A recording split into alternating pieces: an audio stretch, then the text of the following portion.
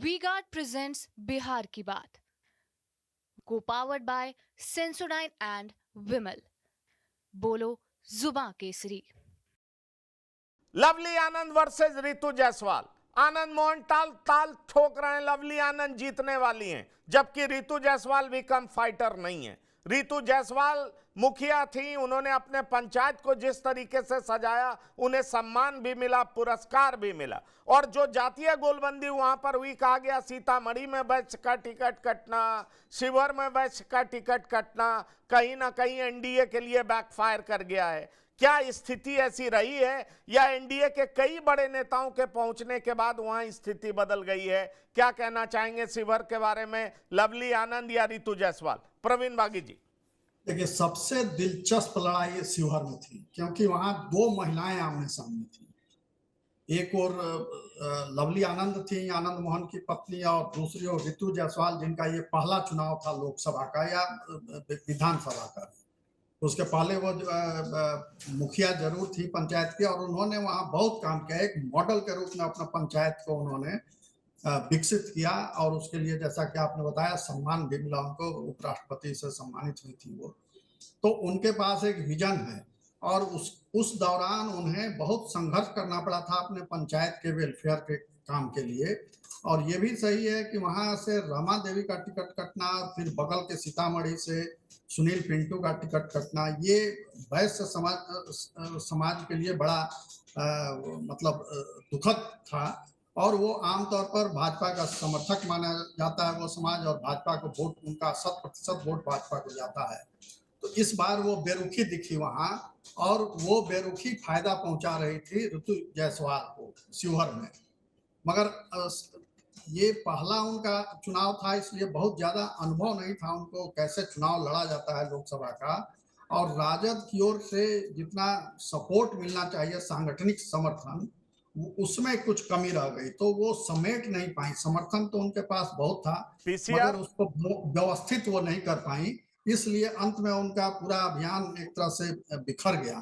तो इसका लाभ कहीं ना कहीं आनंद मोहन को या उनकी पत्नी को मिला, लवली आनंद को। मगर अभी भी ये कहना मुश्किल है कि दोनों में जीत किसकी होगी, क्योंकि रितु जायसवाल को भी समर्थन बहुत मिला। आनंद मोहन के लिए तो पुराना क्षेत्र था वो, लवली आनंद के लिए भी जाने पहचाने लोग थे वहां के। तो दोनों में बहुत कांटे की टक्कर है, ये कहना मुश्किल है कि जीत किसकी होगी। ठीक है, तो आप ये बात कह रहे हैं। आप बताइए आलोक बख्शी, क्या दिखाई पड़ रहा आपको? आपको लग रहा है सीतामढ़ी और शिवहर एनडीए के लिए मुश्किल सीटें हैं? आनंद मोहन तो ताल ठोक रहे हैं कि हम जीत रहे हैं। क्या लवली आनंद दूसरी बार एमपी बनने में कामयाब होंगी, या शिवहर सालों बाद एनडीए के हाथ से निकल जाएगा? क्या स्थिति देख पा रहे हैं आप वहां? देखिए, अभी जो प्रवीण जी ने कहा, रितु जायसवाल एमएलए का भी चुनाव पिछली बार लड़ी राजद के टिकट से, सुरसंड से, कुछ वोटों से हार गई थी। लेकिन एज ए कैंडिडेट अगर आप पूछते हैं मुझसे, तो she is one of the best candidates in whole of Bihar. जिस तरीके से वो पढ़ी लिखी है, जितनी शालीन है, और जिस तरीके से उन्होंने मुखिया के रोल को निभाया, एक आदर्श मुखिया क्या होता है इसकी परिभाषा लिख दी उन्होंने। इसके कारण उनको राष्ट्रपति अवार्ड भी मिला। तो ये बात कहना सही है कि शुरू के दौर में वो काफी आगे थी, लेकिन नजदीक चुनाव के आते आते वो उस ढंग से उस चीज को संभाल नहीं पाई। हो सकता है उनका पहला एक्सपीरियंस हो या जो भी हो, लेकिन अभी भी ये कहना बहुत कठिन है कि इसमें से कौन हाथी पानी में से बाहर निकलेगा। डॉक्टर संजय, आप क्या कहेंगे?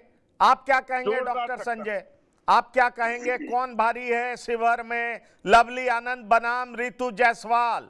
लवली आनंद के बेटे वहां पर विधायक भी हैं, वो आनंद मोहन सिंह की पत्नी हैं।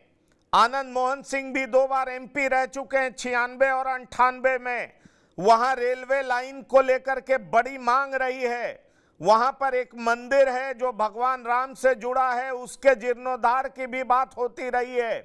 तमाम तरह की बातें, और आनंद मोहन ये कहते सुने गए कि एनडीए की सरकार बनेगी और इस बार हम ये सारा काम करवाएंगे। पहले भी हमने रेलवे लाइन का प्रयास किया था और रामविलास पासवान से कुछ पैसे भी दिलवाए थे, लेकिन ऐसा हो नहीं सका, पर हम इस बार कर लेंगे। आपको क्या दिखाई पड़ रहा है, चेतन आनंद के विधायक होने की वजह से लवली आनंद को फायदा मिलेगा या वैश्य का टिकट कटने का खामियाजा एनडीए को भुगतना पड़ेगा? जेडीयू की स्थिति कमजोर नजर आती है, क्या देख रहे हैं आप शिवहर में?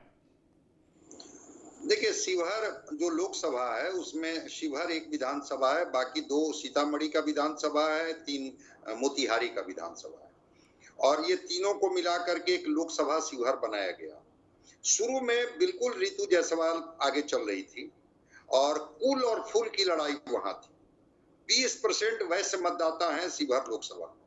आलोक वत्स जी तो सीतामढ़ी के रहने वाले हैं, इनको जमीनी समझ ज्यादा होगी बेहतर। तो शुरू में जो वैश्य समाज थे वो उनकी नाराजगी थी, लेकिन जब अमित शाह सीतामढ़ी की सभा में जाते हैं और कहते हैं कि मैं तो बनिया का बेटा हूं, अगर हमसे कुछ चीजें छूट गई है तो हम उसको मेकअप कर देंगे, आप निराश मत होइए, ये जिम्मेवारी मेरी है। और आपको याद होगा कि सुशील मोदी जी का निधन हुआ था, वाराणसी में प्रधानमंत्री जी का नामांकन था और नीतीश कुमार 2 दिन के बीमारी के बाद उठते हैं और सीधे शिवहर में वो मंच पर पहुंच जाते हैं और जनता से कहते हैं कि क्या लवली आनंद जी को मैं जीत का माला पहना दूं?